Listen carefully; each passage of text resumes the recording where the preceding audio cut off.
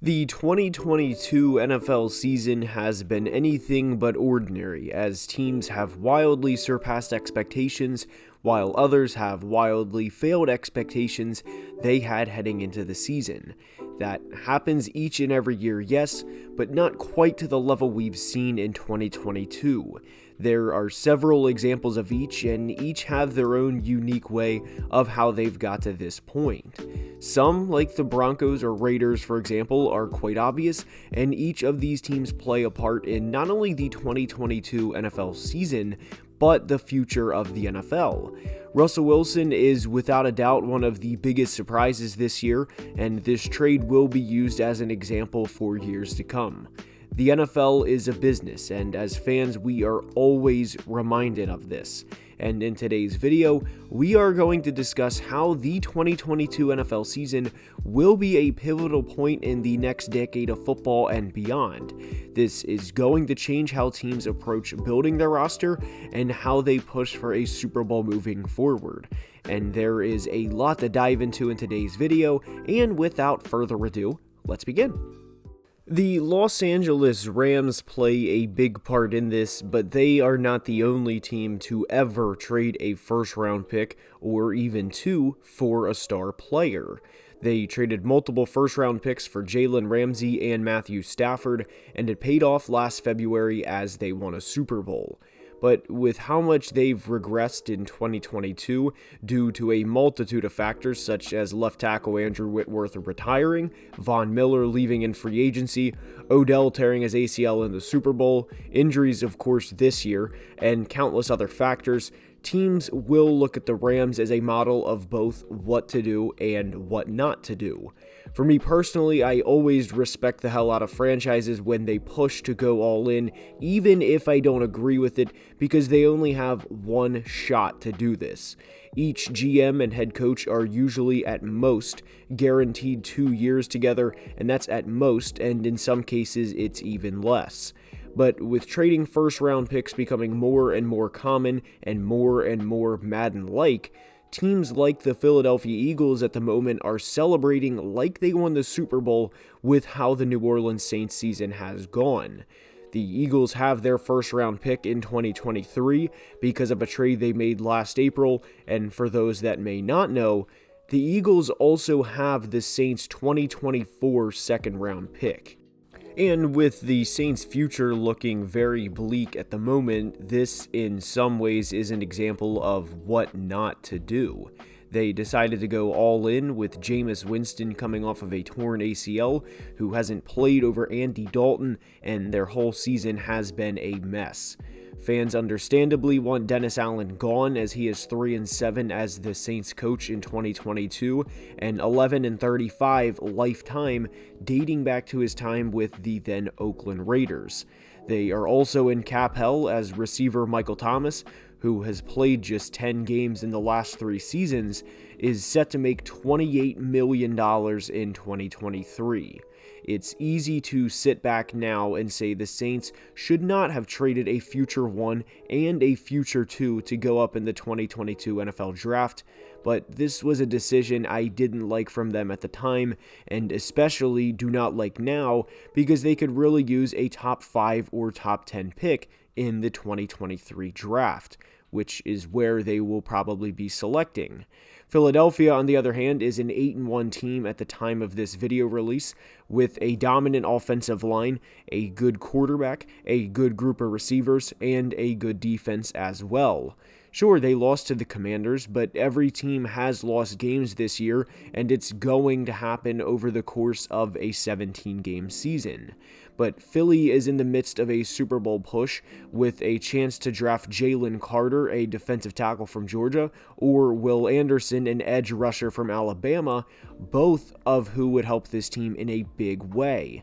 And with New Orleans in cap hell, a great player on a rookie-scale contract would tremendously help this team out, but that's unfortunately not going to happen because they went all in to draft Trevor Penning in the first round of the 2022 NFL Draft, ultimately for a player that hasn't played a down in the NFL yet. And by the way, that's not a shot at Trevor as much as it is saying this was a horrible decision to begin with. and this type of trade is going to be one teams look at for the next few years and attempt to fleece a team or get a future pick for a team that they think may be bad in the upcoming season so they can get an extra first the following year while still keeping their team in the hunt. Unfortunately for Howie Roseman, the Eagles' general manager, the Jalen Reagor over Justin Jefferson pick will be brought up for the rest of time. But with how he's turned this team around after Carson Wentz did not pan out, and how he seamlessly got this team back in deep postseason contention is nothing short of spectacular. And it's because of decisions like this. In reality, Howie flipped Carson Wentz into a 2023 first-round pick, which, as we said, will more than likely be in the top 10, and a 2024 second-round pick, which will only benefit this team further. And not only did Howie do this, he set his team up to succeed in the long run as well by being aggressive at the right moments. Look no further than how they acquired A.J. Brown.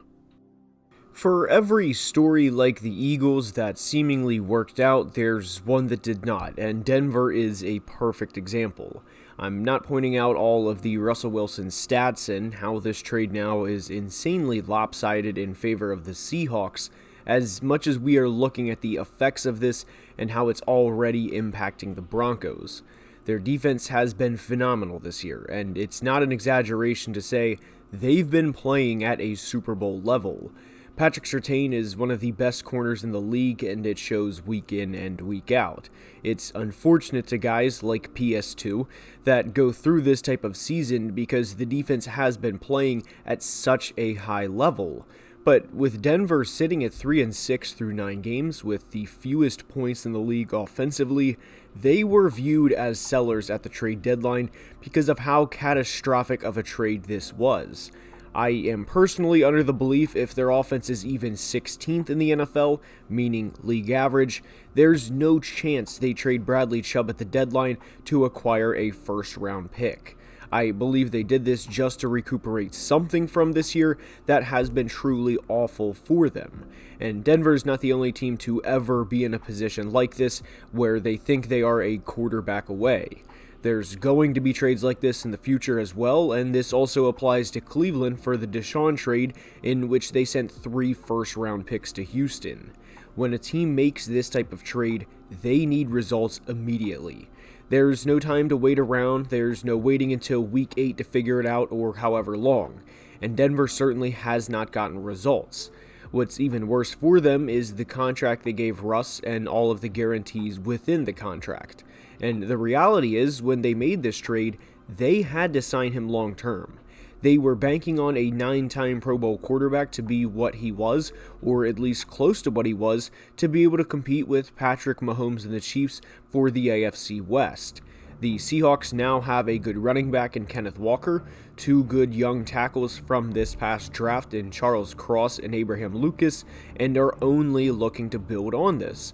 And pretty quickly, the Seahawks can go from getting laughed at by trading 2 first-round picks for Jamal Adams to having loads of young talent in nearly the blink of an eye. Also, shout out to Tariq Woolen and Kobe Bryant. I didn't forget about either of them in what has been an unreal draft class. With players understandably wanting to get compensated as they transition to their second contract, teams will gladly trade their players for high draft capital, and we used A.J. Brown as an example for the Eagles, but the Cardinals also gave up a first-round pick for Marquise Brown. I like Hollywood quite a bit, and am sorry he is hurt at the moment, but I don't think he was worth a first-round pick in a trade. AJ and Marquise were both a part of the 2019 draft and looking for extensions, at least were at the time. AJ was extended, Marquise is still looking for an extension. Neither received an extension from the team that drafted them, but this is the new NFL. Either pay the guys what they want or trade them to a team looking for players at that position. No team would turn down A.J. Brown at the moment, and he is having an all-pro caliber season. And guys that were selected in the 2020 NFL Draft are going to be looking for extensions this offseason. And if they don't get an extension, then there's a strong possibility that they will be traded. The old NFL, where trades rarely happened, is over. The Los Angeles Rams are very much an outlier in this in terms of how often they trade their first round picks, as they are at the extreme far end of this spectrum, but we've already seen Chase Claypool, a second rounder from 2020, get moved to the Chicago Bears, and that's just the start. The Bears want weapons around Justin Fields, who looks to be a budding star. Also from the 2020 draft was Jalen Reagor getting traded to the Minnesota Vikings. First-round picks, even as short as 10 years ago, were viewed so sacred that a team better be offering an absolute unit of a player for the other team to even consider moving their beloved first-round pick.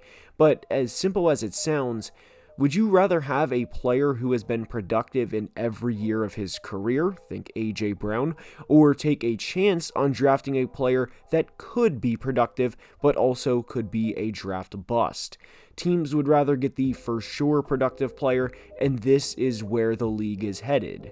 Within this, there's a chance a team at some point in time, like the Eagles could in 2023, have a top 3 or 4 or 5 pick because they traded a future pick and took the risk. The ramifications of trading future picks is always huge, and for some teams, it pays off in a big way. For others, it limits what they can do at the moment, and specifically for a team like the New Orleans Saints, I can't wait to see how they attack this offseason, because they need a lot of help with not a lot of resources. How do they plan to get better in 2023? Well, I don't have the answer to that at the moment, but I can't wait to find out. And that's all I have for today's video. I hope you enjoyed. If you did, please like the video and subscribe to the channel, as it would mean the world. And until next time, as always, please be safe and have a great day. Love you guys.